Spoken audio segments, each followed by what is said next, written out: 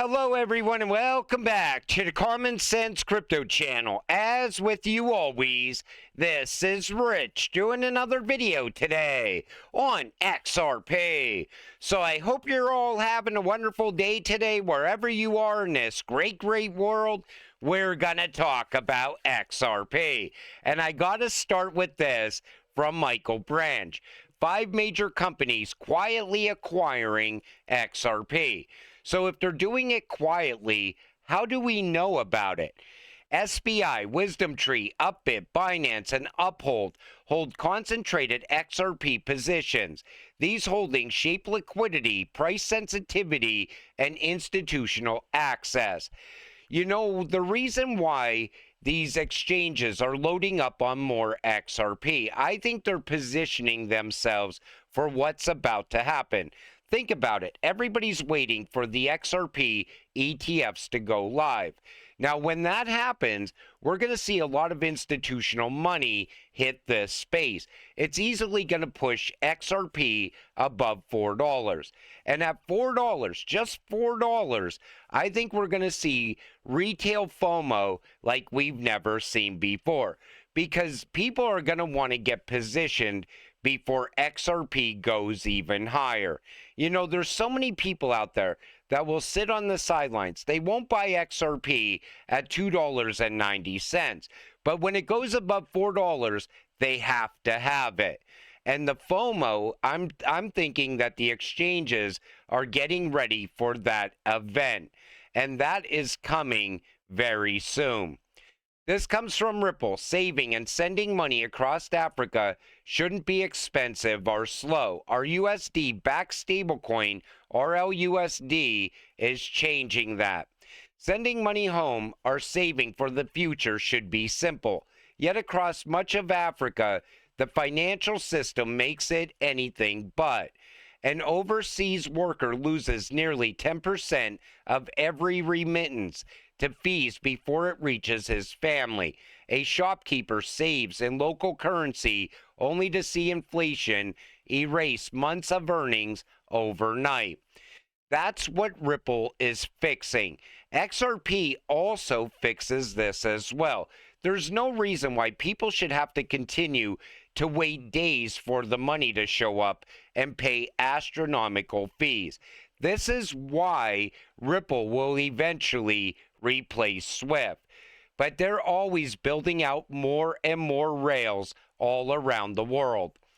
And Smoke pointed this out. Yes, XRP has already been tested against African crypto regulatory frameworks for cross-border payments.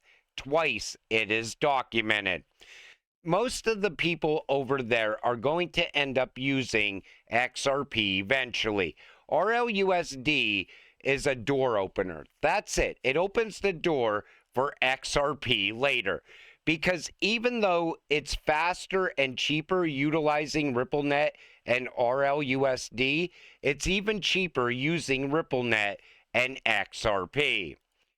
The new RLUSD tokens have been minted on the XRP Ledger network. So Ripple has just minted an additional 1.8 million RLUSD tokens. And maybe that has something to do with that expansion into Africa. But these tokens were minted on the XRP Ledger. The same day David Schwartz left his position as CTO at Ripple, it cannot be a coincidence. David is Satoshi. So Eleanor Tourette dropped this, shared the stage with some serious star power last night, Hollywood producers, and so on. They're talking about that Finding Satoshi documentary that's about to come out. I think it comes out sometime later this year. But the same time that this film is being made or about to drop, David leaves his position at Ripple and he becomes a board member. And people are saying there's no way this could be a coincidence. We all knew that David was Satoshi, one of the 4 Satoshis. Even John McAfee always said Satoshi is and always has been the only person it could ever be. Joel Katz, the time is now. You know, people in this community always tend to argue about who Satoshi is. Do you honestly think it's an imaginary figure that created Bitcoin?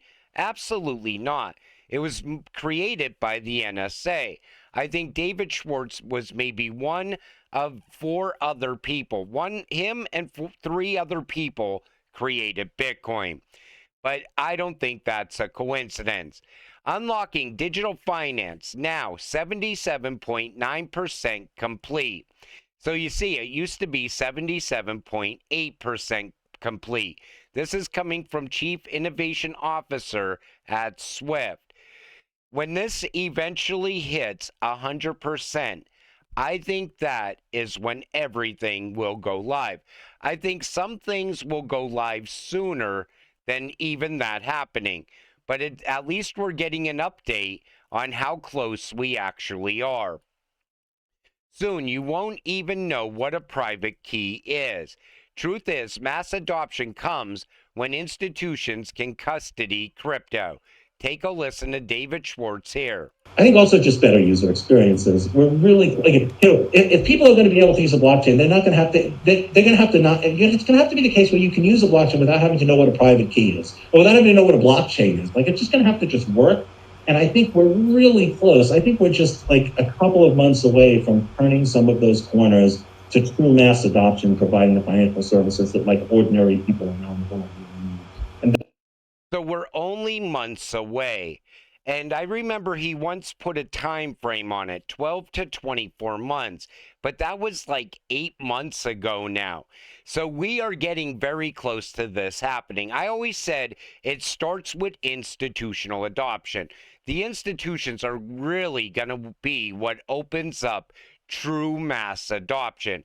And people that you talk to about crypto in the past, they're going to be using crypto and blockchain on a daily basis, and they're not even going to know that it's happening.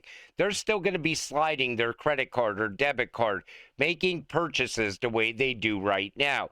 The difference is on the back end where all the problems are, blockchain and crypto is going to take over that part of the transaction. And that time is absolutely coming. I would definitely position myself now. Anybody that's still sitting on the sidelines, waiting to get into crypto, waiting for regulations before they jump into crypto, they need to position themselves now. This is a once-in-a-lifetime opportunity, and you still have a chance to beat the institutions to crypto, but that window is absolutely closing. Once the ETFs go live, I think most people are going to get priced out of XRP very quick. Instead of buying 100 XRP, they'll be buying maybe 50 XRP or 10 XRP.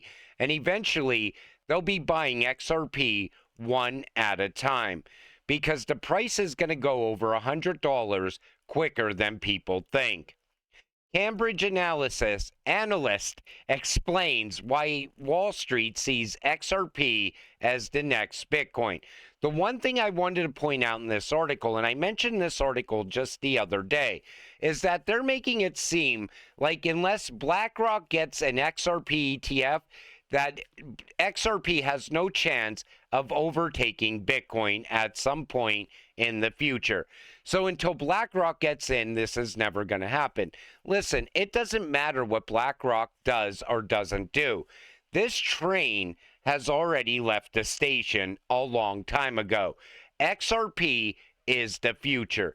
Bitcoin is the past, and there's no changing that. You know, even David Schwartz told us that proof of work doesn't work.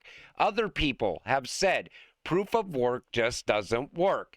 We need something different. If you want true mass adoption and you want XRP to be moving the world's money, we're already on that path.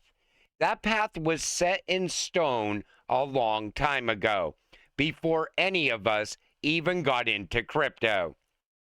How to use ChatGPT to find hidden gems in the crypto market. This entire article comes down to an offer, a sales pitch. Get a ChatGPT subscription. To start using GPTs, you need a Chat GPT Plus account at $20 a month. But let's get back to why I even opened up this article to begin with. How to use ChatGPT to find hidden gems in the crypto market. Here's what I don't like about the AI models, like ChatGPT, even Grok. When you ask about a cryptocurrency, right? Like say, what cryptocurrency should I invest in? A lot of times they say now's a good time to invest into Bitcoin. We all know it isn't. The real return on investment is in XRP. If you want to make a lot of money in this space, right now I think the best return on investment is going to be in XRP this time around. But what the models do is they scour social media and they go through all these posts and then they come up with a conclusion. So think about it. If you have a lot of Bitcoin maxis promoting Bitcoin all day long, all over social media, of course, the GPT model or Grok is going to tell you to invest into Bitcoin. Now, say XRP is pumping. So a lot of people are talking about XRP. Then it will shift that narrative. It'll say XRP seems to be a better investment right now. So it's still taking human interaction into account when it tells you which cryptocurrencies to buy. A lot of people don't realize that. They think that it's like a robot sitting there telling them, this is the best thing you could buy right now. But it's all still factored on human interaction in social media. And that's the way I look at it. Like, wait until XRP starts really popping off and people are talking about XRP everywhere. Then go ask Grok questions about XRP. It will even give you hyped up conclusions because that's how it works right now. Coinbase funds New York pilot giving $12,000 in USDC to low-income residents. So the initiative targets 160 young adults selected by lottery to study the impact of unconditional crypto support. Coinbase recently expanded access to various digital assets for New York residents, supporting broader cryptocurrency integration in state-regulated environments. So when I look at this, this could be another UBI experiment, universal basic income. See how people react to getting free money every month. And this is a great idea, study it by all means. If somebody is chosen by the lottery to get free money, great for them. But I look at this as something much deeper and darker because universal basic income, it is absolutely coming.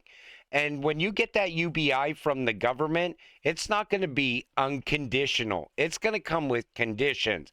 You're going to only be able to buy certain things with that government money. But I think this is early testing of that. The good thing is they're also promoting crypto at the same time. Maybe it'll wake up some of these people to crypto investing. I always look at things like this. If they're trying to do it to promote crypto, great. But if they're doing it to test out UBI, I'm not a fan of it. And we see other tests like this happening around the United States as well. And this is at a time where we're on the verge of seeing CBDCs go live in other countries around the world, and stablecoins going live inside the United States. There's stablecoins now popping up almost every single day. Everybody wants to capture a percentage of that market. The US, they're talking digital dollar all the time. Why are they doing that? Because the digital dollar is already here. It's already about to roll out at scale, in my opinion. But, as XRP investors, whatever they come up with, they still need that bridge. XRP will always be the world's bridge currency. And we get rich in the end. And until it happens, stay patient, stay positive, and let's get rich together. With that said, I'm going to wrap up this video. I want to thank you all for watching. I appreciate all of you. I'll see you in the next one. Have a great night.